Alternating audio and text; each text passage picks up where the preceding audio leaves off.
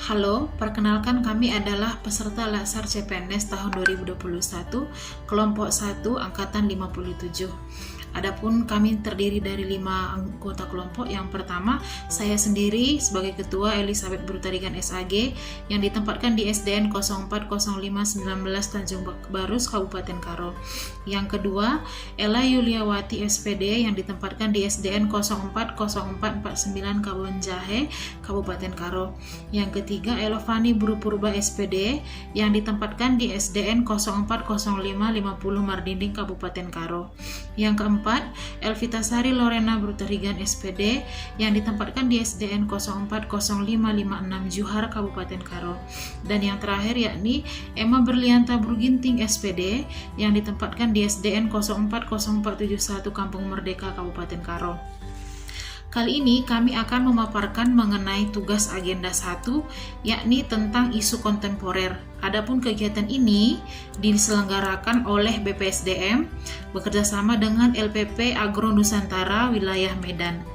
Dan pengampu materi agenda 1 yakni Dr. Hieronymus Godang SPD MSI. Berikut merupakan identifikasi isu yang telah kami ambil. Yang pertama, kurangnya kesadaran siswa dalam mematuhi peraturan sekolah pada saat pembelajaran tatap muka terbatas. Yang kedua, kurang optimalnya penerapan protokol kesehatan di lingkungan sekolah. Dan yang ketiga, kurangnya kesadaran warga sekolah akan pentingnya vaksinasi. Berikut adalah artikel pertama, yakni adanya sejumlah sekolah belum siap terapkan protokol kesehatan. Salah satunya adalah SD di Surakarta yang tak tertib prokes. Gibran sebagai wali kota Surakarta tegur dengan parkir mobil dinas. Sebuah SD di kota Surakarta terpergok tak tertib menerapkan protokol kesehatan dalam pembelajaran tatap muka. Mobil dinas wali kota Surakarta, Gibran Raka Buming Raka, pun diparkir di sekolah itu sebagai bentuk teguran. Baiklah, saya akan melanjutkannya. Sebagai warga sekolah masih kerap lalai dalam mematuhi protokol kesehatan karena belum optimalnya pengawasan. Apabila dilihat dari aspek fasilitas dan sarana kebersihan dan kesehatan, sekolah-sekolah yang menyelenggarakan PTM sudah memenuhi syarat untuk melaksanakan pembelajaran tatap muka. Namun, warga sekolah sering sekali belum terbiasa dengan disiplin protokol kesehatan. Sebagai contoh, pada sekolah-sekolah tersebut, baik guru maupun siswa masih banyak yang memakai masker tidak semestinya. Rata-rata siswa juga melakukan cuci tangan pakai sabun hanya pada saat memasuki kelas di pagi hari.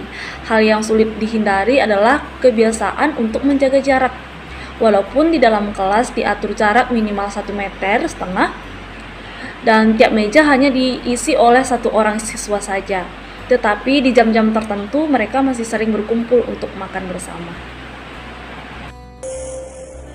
Selanjutnya adalah tantangan terbesar pengawasan kepatuhan pada protokol kesehatan adalah saat siswa sudah berada di luar lingkungan sekolah, di mana sekolah secara umum sudah mempersiapkan pembelajaran tatap muka yang aman dari penyebaran dan penularan COVID-19 dengan menyediakan sarana dan prasarana pendukungnya. Namun, untuk memastikan seluruh warga sekolah untuk berdisiplin mematuhi protokol kesehatan adalah hal yang tidak mudah, di mana penyelenggaraan pembelajaran tatap muka dengan protokol kesehatan merupakan sebuah kebiasaan yang baru, sehingga membutuhkan penyesuaian atau adaptasi terhadapnya. Lingkungan sekolah yang sudah didesain sesuai protokol kesehatan dalam praktiknya masih belum optimal, karena hal-hal kecil masih kerap terjadi seperti tukar barang, bersentuhan, atau tidak menggunakan masker dengan benar. Mencuci tangan secara berkala juga masih perlu pembiasaan yang baru untuk warga sekolah. Selanjutnya, kita masuk ke dalam tahap analisis isu melalui APKL. Isu yang pertama yaitu kurangnya kesadaran siswa dalam mematuhi peraturan sekolah pada saat pembelajaran tatap muka yang terbatas. Yang kedua yaitu kurang optimalnya penerapan protokol kesehatan di lingkungan sekolah. Yang ketiga yaitu kurangnya kesadaran warga sekolah akan pentingnya vaksinasi. Dan ketiga isu ini sudah masuk ke dalam kriteria isu APKL.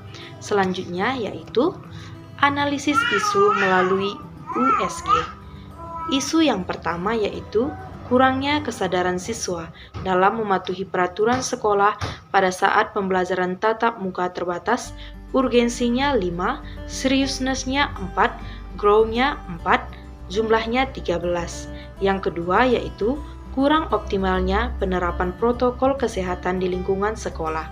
Urgensinya 5, seriousness-nya 5, grow-nya 5, dan jumlahnya 15. Yang ketiga yaitu kurangnya kesadaran warga sekolah akan pentingnya vaksinisasi.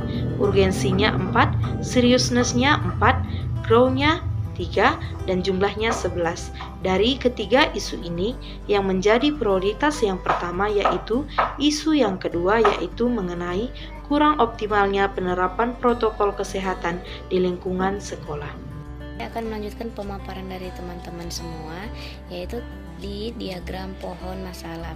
Isunya yang kami ambil yaitu kurang optimalnya penerapan protokol kesehatan di lingkungan sekolah. Itu terjadi karena kurangnya kesadaran siswa akan pentingnya protokol kesehatan, kemudian karena kurangnya penyuluhan protokol kesehatan kepada siswa, dan kemudian kurangnya ketersediaan alat-alat protokol kesehatan di sekolah. Kemudian kurangnya biaya pembelian alat-alat protokol kesehatan di sekolah, kurangnya koordinasi sekolah dengan puskesmas, dan kurangnya tegas pihak sekolah dalam menanggapi siswa yang melanggar protokol kesehatan. Gagasan kreatifnya yakni optimalisasi penerapan protokol kesehatan di lingkungan sekolah.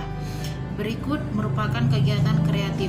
Yang pertama, membuat sosialisasi dan pembiasaan 5M kepada semua anggota sekolah dan orang tua siswa.